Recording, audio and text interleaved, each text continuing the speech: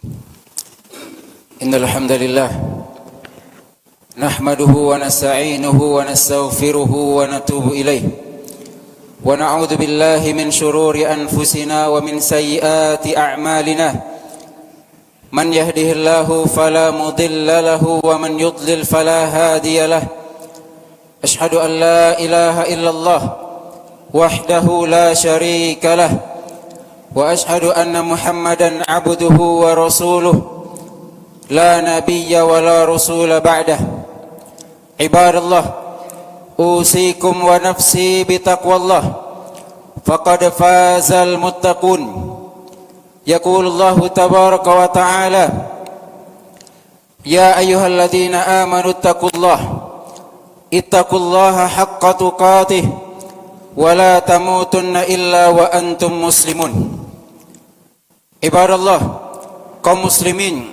wa zumratal mu'minin sedang salat Jumat rahimani wa rahimakumullah. Allah Subhanahu wa taala menciptakan kita untuk ibadah. Allah Subhanahu wa taala ciptakan jin dan manusia liya'buduh. Wa ma khalaqtul jinna wal insa illa liya'budun. Tidaklah kuciptakan jin dan manusia melainkan untuk satu tujuan, yaitu beribadah kepada Allah Azza wa Jal, menyembah kepada Allah Subhanahu wa taala, hanya beribadah kepadanya. Karena Allah satu-satunya zat yang menciptakan hamba tersebut. Maka ihbati fillah rahimakumullah, ibadah yang dilakukan seorang hamba bukan karena ikut-ikutan, bukan karena asal-asalan. Kita melihat kaum muslimin salat, kita pun salat. Kita melihat teman kita berpuasa, kita pun berpuasa. Kita melihat teman kita bermaksiat, kita pun bermaksiat. Kita melihat teman kita kajian, kita pun berangkat.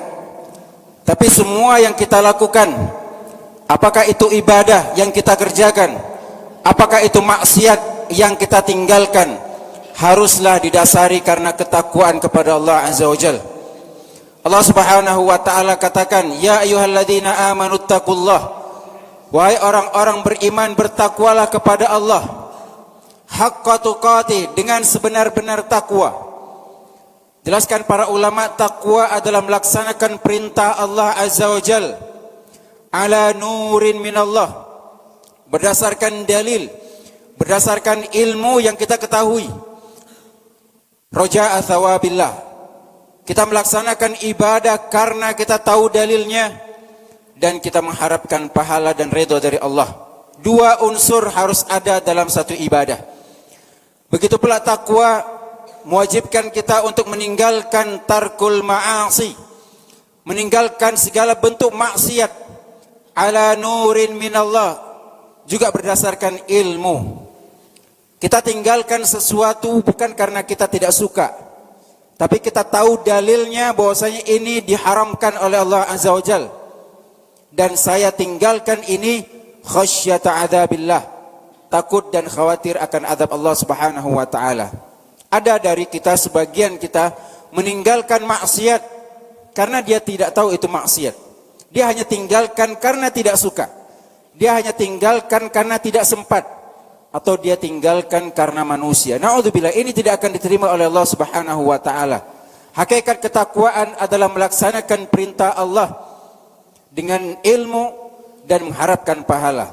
Meninggalkan maksiat karena dalil kita ketahui ini perkara yang diharamkan dan takut khawatir akan azab Allah Subhanahu wa taala. Kaum muslimin dirahmati Allah Subhanahu wa taala. Oleh karena itu, perlu sekiranya kita mengetahui, perlu sekiranya kita berilmu apa yang diharamkan, apa yang diwajibkan, mana ibadah, mana maksiat. Subhanallah, perkara maksiat, perkara yang wajib kita ketahui. Sebagaimana kita belajar tauhid, kita belajar arkan, syarat la ilaha illallah, syarat diterimanya ibadah, rukunnya ibadah. Kita juga harus belajar apa saja yang bisa membatalkan tauhid, apa saja yang bisa menyebabkan seseorang keluar daripada Islam, apa saja yang menyebabkan seorang keluar daripada lingkup ahlu sunnati wal jamaah, kita harus belajar dari dua sisi. Sebagaimana ketakwaan dari dua sisi. Melaksanakan ibadah, meninggalkan maksiat. Maka kita wajib belajar ibadah, mana yang dinamakan ibadah. Apakah yang saya lakukan ini ibadah? Tapi kan baik. Apakah ada dalil yang saya lakukan ini? Tapi niat saya benar. Maka ibadah harus ada ilmunya, harus ada dalilnya, dan harus ikhlas karena Allah Subhanahu wa taala. Begitu pula kita tinggalkan maksiat. Apakah ini maksiat? Apakah yang kita benci ini hanya asumsi kita atau memang karena dalil? Saya tidak suka. Apakah perasaan Anda adalah dalil? Anda tidak suka, yang lain mungkin suka. Apakah kita tinggalkan hanya karena perasaan kita atau karena dalil? Atau sampai kita mengharamkan sesuatu yang Allah halalkan?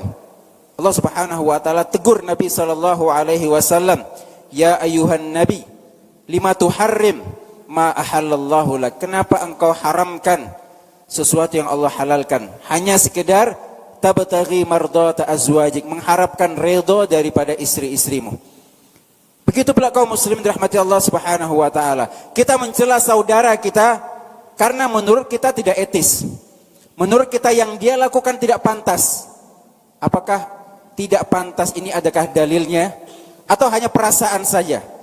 Yang kita cela teman kita melakukan sesuatu yang menurut kita tidak elok. Apakah asumsi kita ini adakah dalilnya atau hanya perasaan semata? Maka hibati fillah rahimani wa rahimakumullah, perlunya ilmu. Hudzaifah ibn Yaman radhiyallahu taala an mengatakan, "Araftu syarra la li syarr walakin li tawaqqih." Kita mempelajari keburukan bukan untuk kita mengamalkannya.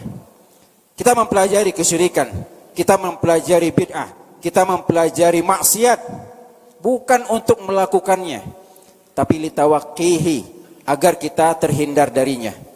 Karena nas yas'aluna Rasul sallallahu alaihi wasallam anil khairi. Para sahabat di zaman Nabi bertanya tentang, "Ya Rasulullah, ayyul a'mali afdal?"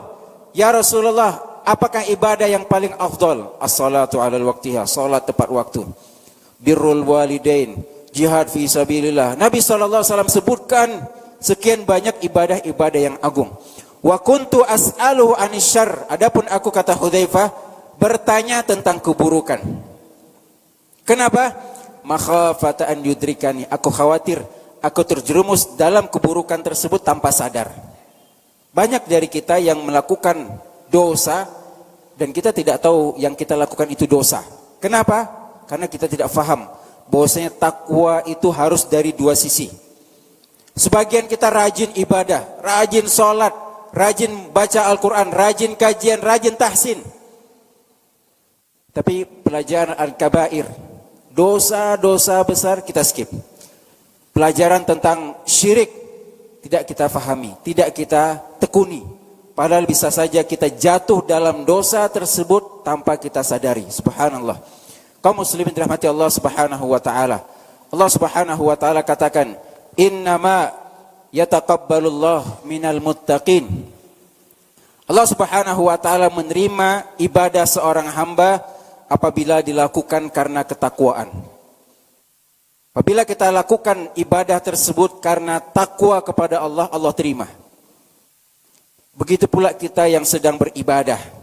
Alhamdulillah kita tahu dalilnya, alhamdulillah kita sudah ngaji. Banyak dalil yang sudah kita fahami. Tapi pertanyaannya, apakah kita lakukan ini karena Allah Azza wa Jalla? Atau kita lakukan ini karena ikut-ikutan? Atau kita lakukan ini karena ustadz kita yang santri? Alhamdulillah ada guru kita yang mengajarkan kita. Ada guru kita yang memantau ibadah kita. Ada guru kita yang mengajak kita salat. Rugi kalau sekiranya ibadah yang kita lakukan karena takut hukuman daripada guru kita. Rugi besar kalau ibadah sunnah yang hukumnya sunnah kita kerjakan karena mengharapkan pujian daripada guru kita. Pujian daripada ustadz kita. Yang mana kalau kita tidak lakukan, kita tidak berdosa. Ibadah sunnah hukumnya sunnah. Tapi kalau kita melakukan ibadah sunnah karena guru kita, karena ustadz kita, jatuh ke dalam kesyirikan. Beribadah karena manusia hukumnya syirik. dosa besar. Sehingga apa? Al-ilmu laysat bikathratir riwayah. Ilmu itu bukan banyak hafalan. Banyak hafalan yang sudah kita hafalkan. Banyak dalil yang sudah kita kuasai. Tapi ilmu adalah khasyatullah, takut kepada Allah Subhanahu wa taala. Apakah bacaan Al-Qur'an yang kita hafalkan menumbuhkan takwa kepada Allah? Saya membaca Al-Quran bukan kapan saya khatam. Bukan saya khatam 30 juz kemudian selesai. Hamilul Quran bukan berarti hafal 30 juz. Hamilul Quran, sahibul Quran bukan berarti hafal khatam 30 juz. Tapi hamilul Quran adalah yang senantiasa wirid tiap hari membaca Al-Quran. Hamilul Quran adalah senantiasa mengamalkan Al-Quran dalam kehidupan sehari-harinya. Ibunda kita Aisyah radhiyallahu taala anha mengatakan tentang Nabi sallallahu alaihi wasallam, kana khuluquhul Quran. Akhlak Nabi sallallahu alaihi wasallam adalah Al-Quran. Akhlak Nabi Al-Quran. Bukan sekedar subhanallah, banyak dari kita hafal Al-Quran, mana akhlaknya? Banyak dari kita yang lulus tahsin, mana akhlaknya? Apakah bacaan Al-Quran sekedar lisan? Apakah bacaan Al-Quran sekedar koleksi? Sekedar ijazah? Ibunda kita Aisyah mengatakan kana khuluquhul Quran. Akhlak Nabi Al-Quran. Apa maknanya? Tidak ada perintah di dalam Al-Quranul Karim. Allah perintahkan untuk sholat. Allah perintahkan untuk zakat. Allah perintahkan untuk ibadah. Kecuali Nabi SAW manusia pertama yang mengamalkan perintah tersebut. Dan paling sempurna. Kita terbatas. Ilmu kita terbatas. Kemampuan kita terbatas. Kesempatan kita terbatas. Iman kita juga terbatas. Tapi Nabi SAW mengamalkan perintah dalam Al-Quran tersebut totalitas dan sempurna. Akhlak Al-Quranul Karim. Dan begitu pula Nabi SAW. Tidak ada satupun larangan di dalam Al-Quranul Karim. La taqrabuz zina. La ta'kulur riba. Kecuali Nabi SAW manusia pertama yang meninggalkannya dan sempurna. Kita baca itu Al-Quran. Jangan dekati zina. Jangan makan riba. Hafal kita dalilnya. Hafal kita ayatnya. Tapi masih kita lakukan. Apakah Al-Quran tersebut berbekas atau sekedar bacaan wirid dan hafalan semata? Kaum muslimin dirahmati Allah Subhanahu wa taala. Takwa adalah mengamalkan syariat Islam dengan dalil dan mengharapkan pahala dari Allah Subhanahu wa taala. Al-ilmu khasyatullah, kata Allah Subhanahu, kata para ulama, al-ilmu khasyatullah. Ilmu adalah hakikatnya tunduk dan taat kepada Allah Subhanahu wa taala. Saya sudah selesai daripada kuliah. Saya sudah selesai daripada pondok pesantren. Tidak ada lagi guru saya yang saya takuti. Apakah ibadah saya sama waktu saya di pondok pesantren dengan saya tamat? Ataukah berbeda? Ataukah jauh? Bahkan seperti orang awam. Apa yang terjadi ahibati fillah rahimakumullah? Banyak kita lihat alumni pesantren, alumni sekolah-sekolah Islam. Mana ibadah mereka yang dahulu? Mana sholat jamaah kita yang sebelum azan kita sudah di masjid? Jangankan tamat sekolah, liburan saja kita jarang dapati mereka ketika tarawih. Liburan saja jarang kita dapati mereka sholat berjamaah. Ada apa ahibati fillah rahimakumullah? Apakah ibadah kita hanya di sekolah saja? Apakah seakan-akan Rob yang kita sembah hanya ada di pondok pesantren saja? Beda Rob yang kita sembah di rumah kita. Allah yang kita sembah berbeda di pondok pesantren, di masjid ini dengan masjid yang ada di sebelah rumah kita. Subhanallah. Maka ahibati fillah rahimani wa rahimakumullah, jadikan Al-Quran hujjatun lana. Al-Quran sebagai penolong. Rabi'a qulubina. Bukan Al-Quran itu sebagai hujjatun alaik, sebagai yang akan menjerumuskan kita ke dalam api neraka. Na'udzubillah. Ahibati fillah rahimani wa rahimakumullah. Kita ketahui orang-orang yang pertama dicampakkan ke dalam api neraka bukan pelaku maksiat. Bukan orang awam yang kita hinakan, mereka awam. Tapi kita yang sudah berilmu tapi tetap bermaksiat. Kita yang sudah berilmu namun ternyata tidak ikhlas.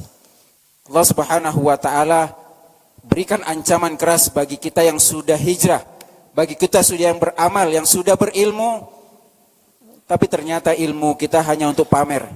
Ilmu kita hanya untuk media sosial.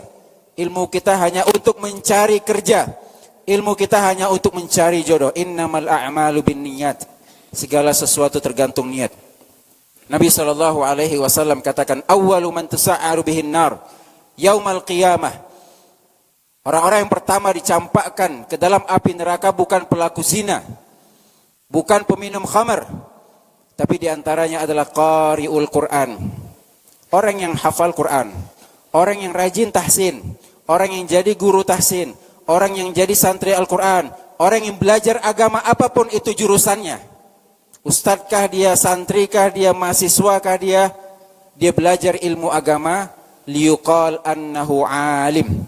Tapi agar dapat predikat dia sebagai ustadz, dia sebagai santri, dia sebagai mahasiswa Islam. Bukan untuk mengangkat kebodohan, bukan untuk beramal, bukan untuk bertakwa kepada Allah Subhanahu wa taala, hanya untuk gelar dunia, hanya untuk sanjungan manusia, atau hanya untuk mendapatkan pekerjaan. Maka Nabi SAW katakan, merekalah orang-orang pertama yang dicampakkan ke dalam api neraka. Ahibati fillah rahimakumullah. Kalau ingin dunia, kita cari pekerjaan-pekerjaan dunia yang jelas, duitnya banyak, tidak ikhlas, tidak ada masalah. Tapi jangan jadikan ibadah Al-Quranul Karim, profesi agama untuk mendapatkan dunia. Kita rugi dunia. Rugi dunia, gaji kita kecil. Profesi kita tidak sebanding dengan yang pekerjaan dunia. Kita rugi di dunia, terlebih kita rugi di akhirat. Bukan hanya sekedar tidak mendapatkan pahala, tapi kita juga mendapatkan dosa dan diancam oleh Allah Subhanahu wa taala, ibadah tidak akan diterima dan orang pertama yang dicampakkan ke dalam api neraka. Aqulu ma tasma'un wa astaghfirullah li wa lakum wa lisairil muslimina min kulli dhanbin fastaghfiruhu innahu huwal ghafurur rahim.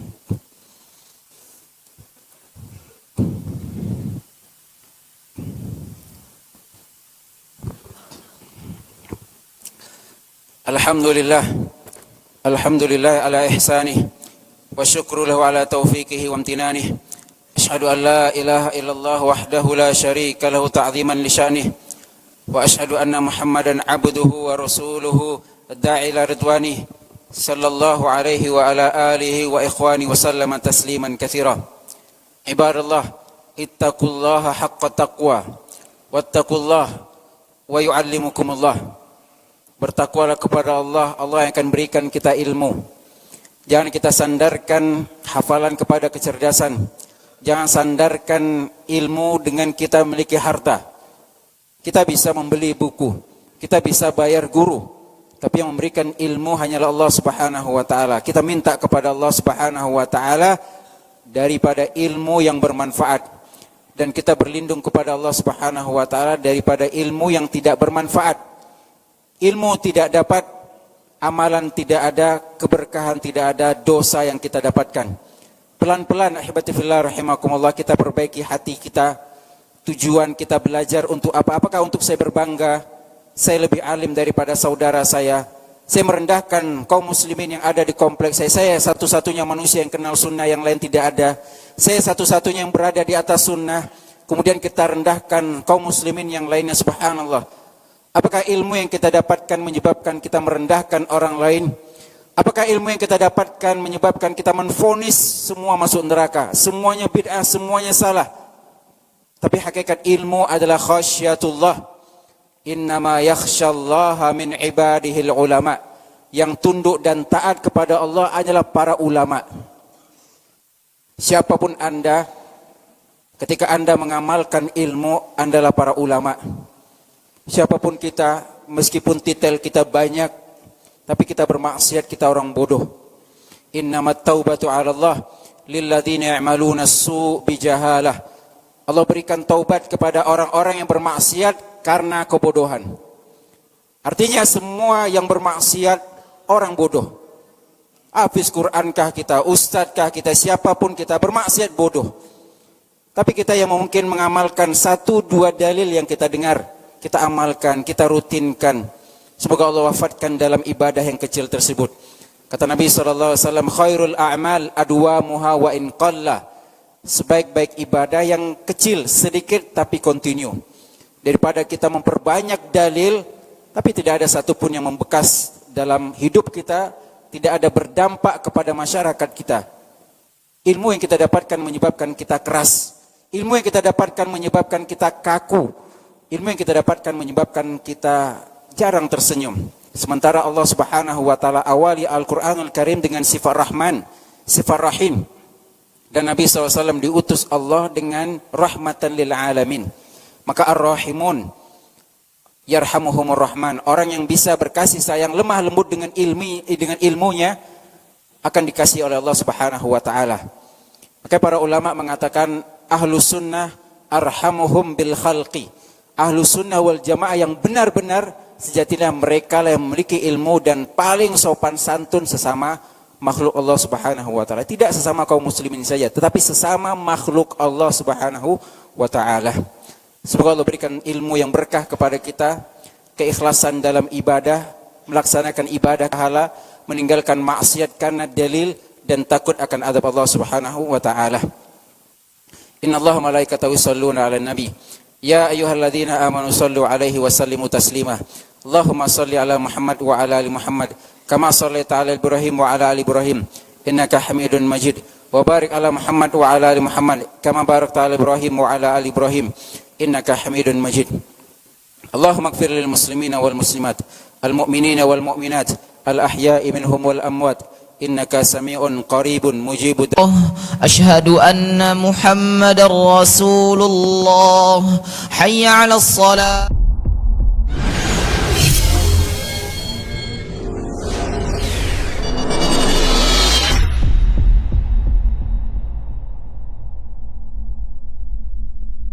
Hadirilah safari dakwah di Kota Bandung untuk muslim dan muslimah bersama Ustaz Maududi Abdullah LC Hafizahullah, tanggal 10 hingga 12 Oktober 2025. Qul amantu billahi tsumma istaqim.